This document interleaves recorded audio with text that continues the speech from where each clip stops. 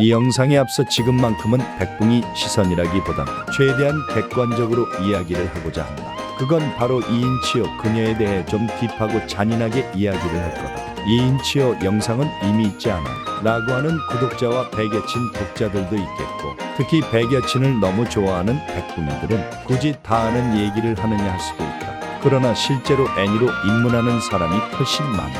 원작을 보지 않고 애니로만 접하는 사람도 많다. 실제로 나도 원작은 안 보고 애니로만 본 만화들이 꽤나 있다. 그래서 한번 정말로 주관적이 아닌 나름 객관적인 시선으로 읽어보려고 한다. 그럼 왜 하필 이인치요인가? 일단 배겨친 애니메이션 3기의 첫 번째 여자친구가 바로 이인치요이기 때문이다. 그리고 치요가 첫 등장했을 당시에는 그녀로 인하여 백여친을 잊지 못하는 백붕이들도 존재한다. 그럼 왜 그렇게 그녀의 거부감이 들었던 건지 한번 살펴보자. 사촌지간. 그녀는 현재 렌타로 패밀리 중에 유일한 혈연 사촌지간이다. 일본 서브컬처에 익숙한 사람이면 가끔씩 나오는 소재이지만 그걸 아는 사람들조차도 사촌 간의 연애는 거부감이 들 수 있다. 특히나 우리나라 같은 경우는 사촌 간의 결혼은 불가능하니 유교 사상에 영향이 있는 우리나라 입장에서 그 부분을 긍정적으로 바라보기는 힘들다는 건 주인장도 인정하는 부분이다. 더군다나 사촌 간의 결혼이 합법인 일본인 경우 합법이긴 하나 실제로는 주위의 시선이 그렇게 달갑게 보지는 못한다고 하는데, 우리나라에서는 어떻겠는가? 그런 관계로 대부분 우리나라 사람들은 이런 사촌과의 관계는 아마 서브컬처로만 접했을 것이다. 물론 렌타로에게 사촌이고 나발이고 상관없이 치요를 사랑해주겠지만 확실히 이 부분은 아무래도 거부감이 들 수밖에 없는 요소인 건 팩트이다.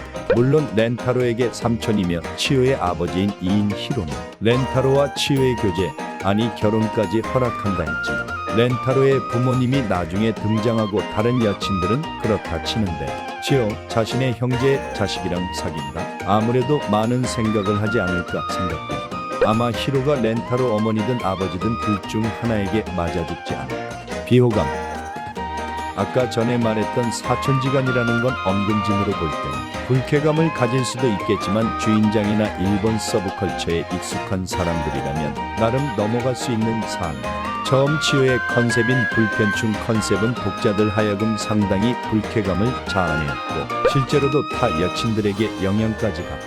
아마 백여친을 중도 포기하게 되는 이유 중 가장 큰 게 바로 이 비호감스러운 성격일 수 있다. 처음에 불편충스러운 성격은 가질 수 있다. 주인장도 그런 컨셉의 여자친구구나 라고 생각했으니까.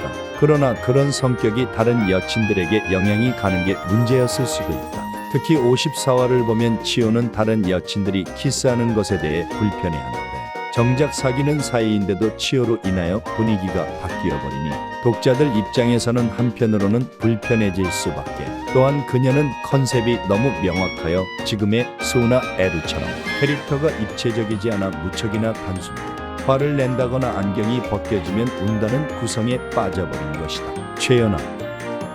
치요는 12번째 여자친구이면서 최연아 그것도 중학교 1학년이다. 1년 전만 해도 초등학생이었다는 생각을 하면 아무래도 나이가 너무 어린 거 아닌가 생각을 할 수 있다.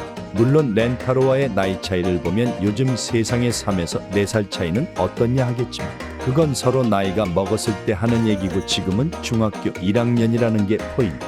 지금이야 마츠리나 에루가 있어서 괜찮았지만 치요의 첫 등장은 7권에 등장하고 치요와 동급생인 마츠리는 무려 19권에 등장하며 27번째 여자친구다. 텀이 길다 보니 치요는 최연소 렌타로 패밀리 여친으로 군림하였고 가끔씩 중학생 1학년이라 상기되는 부분에서 어느 정도 불쾌감을 가질 수 있다고 생각한다.